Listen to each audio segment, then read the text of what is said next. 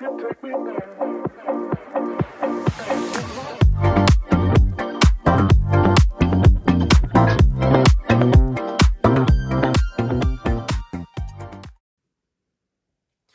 is the Mul-T-Lock Garrison 7x7.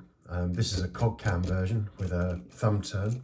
And if I wish to pick this and actually open the lock when it's on the door, then I need to use a deep tension wrench like this, which is able to reach to the back there and actually pick that cam up. And I need to keep that pressed in because there's a spring on the actual cam mechanism which is pushing this out. So we'll hold that in there. I'm going to use this dimple flag pick and I'm going to pop it in on the top right hand corner of that warding, because I know that when it's there and I rotate it, I'm able to fully depress the deepest set pins. So let's push that in and see if we can find anything that needs to be set. There's one pin. There's another. Let's move to the back of the lock.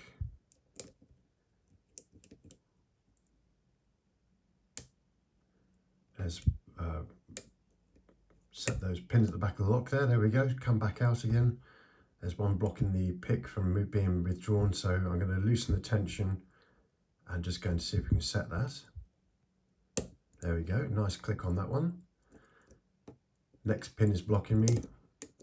That's set with a bit of counter rotation. There's another one here, bit of counter rotation. See if we can set that pin. There we go, that's set. We've gone into a deep full set now. So there's going to be another spool pin in here somewhere that's just holding us up.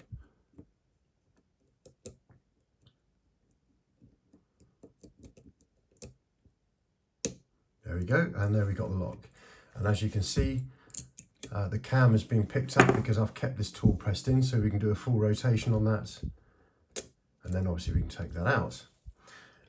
Now that's picking it using traditional methods, but the new ABBY or ALS Lock Tools pick for the 7x7, Mul-T-Lock 7x7, allows you to do exactly what I've just done, except obviously this blade here keeps everything in alignment, allows you to keep it pressed into the cam, apply the turning force from the actual handle itself, and the pick tip is perfectly aligned and you can see where you are at all times with the scale.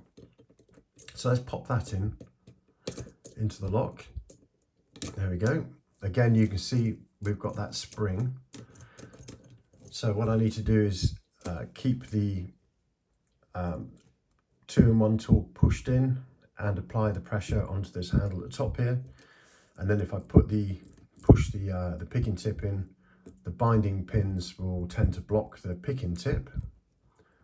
So I'm going in, there we go, pin 6. Nice click on 6 there. 5 feels set, 4 is blocking the pick. Backing the tension off here, just trying to get that picking tip past. There we go. 3, 2, let's set 1. Pin 1, nice click and rotation on the core. Pin 2 feels set. Pin 3 is very tight, we will leave that alone. 4, 5, 6, 7, okay, 3 appears to be the only one that needs to be picked. Let's pick 3. We dropped into a nice big deep full set there. Pin 2 is now blocking the picking tip, so that's obviously a spool pin. Put a bit of counter rotation on the pick. Set that pin, down you go. Okay, we've still got the full set. Now pin 7 is blocking the picking tip. So back the tension off, counter rotation, set pin 7. That's a very deep set pin.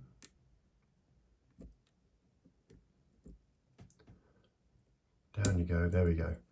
And now you can see we've got the lock open. And this time, all we've had to worry about is keeping this pushed in so that we keep the cam engaged. So this does a really good job of what the manual method allows you to do. Completely hassle-free, lots of feedback.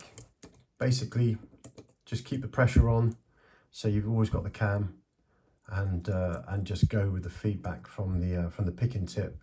Generally speaking, if the picking tip's being blocked, then it's a pin that needs to be set.